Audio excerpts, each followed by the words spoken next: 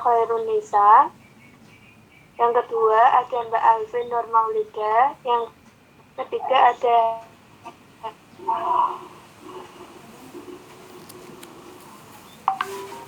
Mbak Atika Dewi Anggita. Yang keempat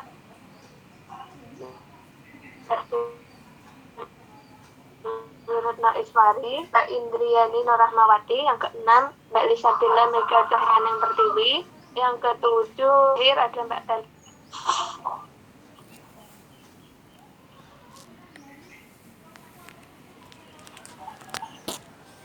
Mbak Afrila. Oke, baik.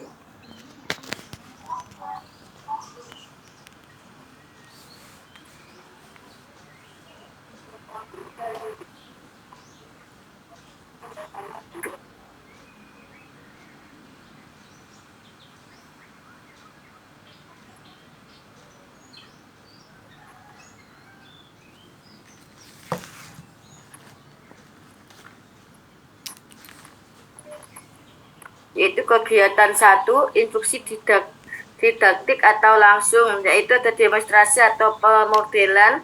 2, ceramah dan tanya jawab. 3, memberikan pertanyaan khusus. Kegiatan 2, metode fasilitatif atau konstruktivis.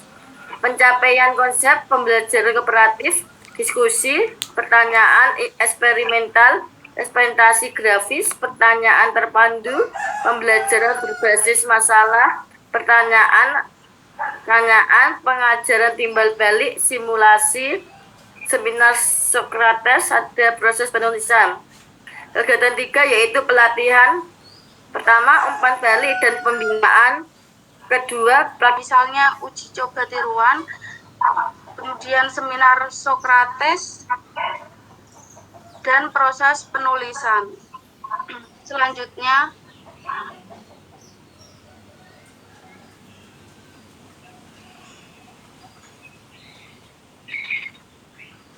saya akan menjelaskan mengapa kami memilih kegiatan 2. Tindakan guru ada 3 jenis. Tindakan kedua yang kelompok kami pilih yaitu metode fasilitas dan konstruktivisme. Kegiatan ini dipilih karena sangat relevan dengan kurikulum merdeka yang menentukan aktivitas berpihak pada peserta didik yang berupaya meningkatkan keterampilan abad ke-21, yaitu komunikasi, berpikir kritis, kreatif, dan kolaborasi. Peserta didik belajar melalui pengalaman yang dihubungkan dengan materi guru hanya sebagai fasilitator. Oleh karena itu, kegiatan membangun konstruktif dapat memacu peserta didik untuk selalu aktif. Selanjutnya akan dijelaskan oleh Mbak Lisabella. Nah, di sini ada 3 kelebihan kegiatan guru yang dipilih. Yang pertama itu guru mampu membentuk pemikiran peserta didik bahwa bekerja secara mandiri akan menghasilkan kegiatan belajar yang bermakna. Nomor 2, mengembangkan kegiatan inquiry di semua topik pembelajaran. Ketiga, memunculkan rasa keingintahuan peserta didik terhadap permasalahan melalui bertanya. Silahkan Mas Edet. Baik, selanjutnya yaitu kegiatan mana yang sering Anda lakukan, 1, 2, atau 3, dan mengapa kelompok Anda memilih kegiatan tersebut.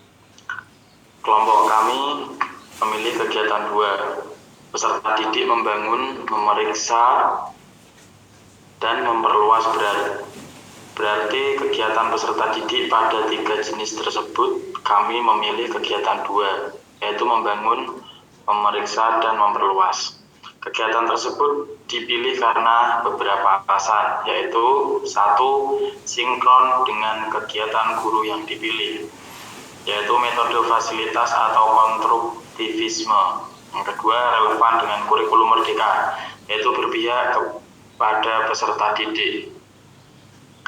Yang ketiga, karakteristik peserta didik sesuai dengan pembelajaran abad 21. Yang keempat, dapat membantu peserta didik untuk meningkatkan keterampilan berpikir kritis, kreatif, kolaboratif, dan komunikatif. Pembelajaran Kemudian yang kedua yaitu untuk mengasah kemampuan peserta didik untuk selalu bertanya dan mencari solusi atas pertanyaannya. Yang ketiga yaitu untuk meningkatkan pemahaman peserta didik dalam suatu konsep secara komprehensif. Yang keempat yaitu untuk mendorong peserta didik menjadi pemikir yang aktif. Selanjutnya akan dijelaskan oleh Mbak Septiana Wulan.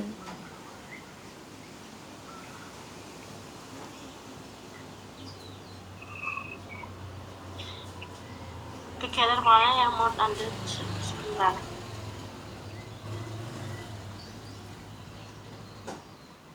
Kegiatan tersebut dapat mengarahkan siswa agar mampu menemukan permasalahan yang terjadi dan mampu menemukan cara-cara untuk mengatasi permasalahan yang ditemukan dengan cara berinteraksi atau mendiskusikan dengan siswa lainnya, sehingga hasil yang didapatkan akan mudah diingat dan mampu mengembangkan kemampuannya untuk menjadi pemikiran yang mandiri, kritis, dan kreatif. Terima kasih, saya kembalikan kepada moderator.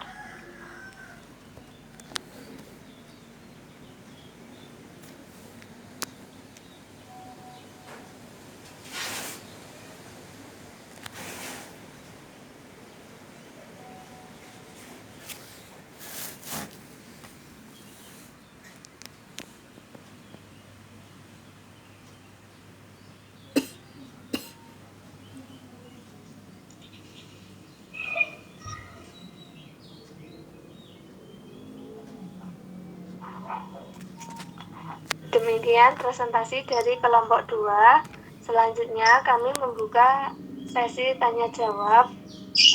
Mungkin untuk kelompok 1 dan 3 silahkan.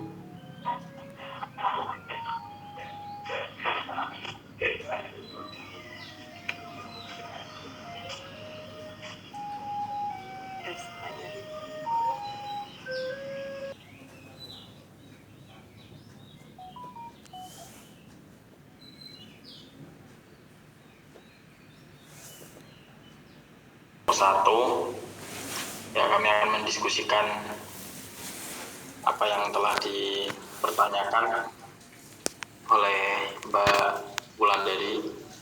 Mungkin butuh waktu sebentar ya, kami mohon waktunya sebentar.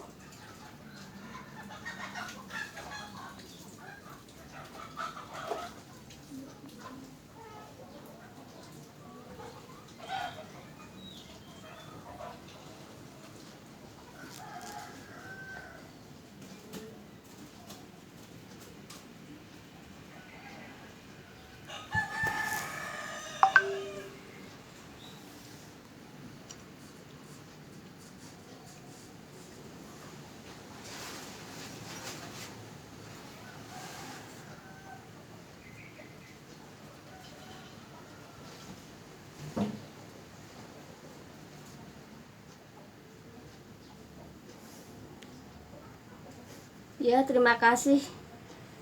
Saya berusaha mewakili kelompok 2 menjawab pertanyaan dari Bu Wulandari. Bagaimana contoh implementasi dalam PPL mengenai kegiatan 2 yang kelompok kami pilih, yaitu misalnya di sini ada metode problem based learning atau pembelajaran berbasis masalah.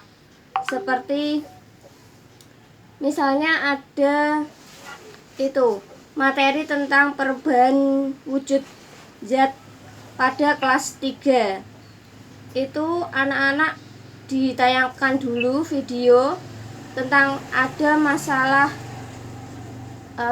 contohnya terjadinya hujan es, yang seperti kemarin ada berita yaitu turun hujan es. Nah, itu anak-anak diminta untuk berpikir terlebih dahulu, mengapa kok bisa seperti itu, masalahnya kenapa.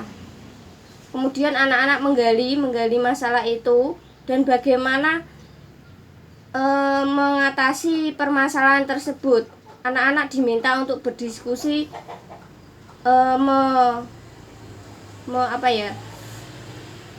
mencari masalah itu, bagaimana solusinya, seperti itu. Implementasinya seperti itu. Terima kasih atas waktunya. Saya kembalikan ke moderator.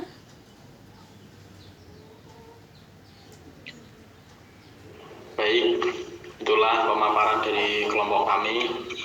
Mohon maaf karena moderator dari kelompok kami mengalami kendala susah sinyal, jadi saya gantikan. Kurang lebihnya mohon maaf apabila ada kesalahan dari kelompok kami. Assalamualaikum warahmatullahi wabarakatuh. Selanjutnya dilanjutkan kelompok 3. Ya, kami memberikan sedikit masukan, sedikit terkait dengan kelompok 2 ya. Kelompok 2 lebih ke bagaimana ya tindakan guru dan kegiatan peserta dalam pembelajaran ya. Ada kegiatan-kegiatan yang bisa menjadi rujukan ya, rujukan teman-teman di era sekarang. Pertanyaan harapannya menjadi pertanyaan terbuka untuk peserta didik kita, karena konsep berpikir, kerangka berpikir anak sangat luas di situ, sehingga memungkinkan anak untuk melakukan jawaban dari berbagai macam sudut pandang mereka. Itu penting, sehingga menjudge bahwa itu sesuatu yang mohon maaf salah dan sebagainya sangat diminimalisir seperti itu. Maka ketika anak menjawab sesuatu, penting guru untuk memahami mereka, kerja sudut pandangnya dari mana dan sebagainya, jangan langsung dijudge kurang sesuai dan sebagainya. Kemudian tentu dalam pembelajaran memakai satu model pembelajaran, misalkan tadi dicontohkan oleh Pak Buku terkait dengan PBL misalkan seperti itu, mungkin tepat untuk materi tertentu, tetapi akan menjadi kurang begitu bagus untuk materi yang lain.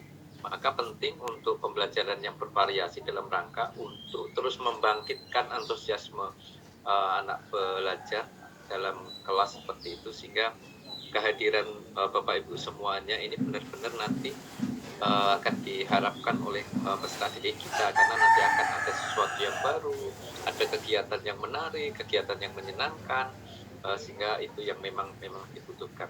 Sehingga sekali lagi bahwa pembelajaran jangan dimaknai hanya di dalam kelas saja, hanya terkotak di kelas saja, tetapi banyak hal yang bisa diupayakan tergantung dari konten materi kita.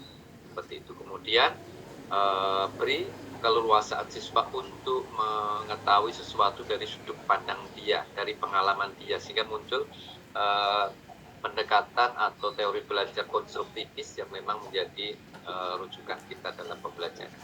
Itu saya kira di kelompok 2. Monggo bisa dilanjutkan kelompok ketiga, silakan.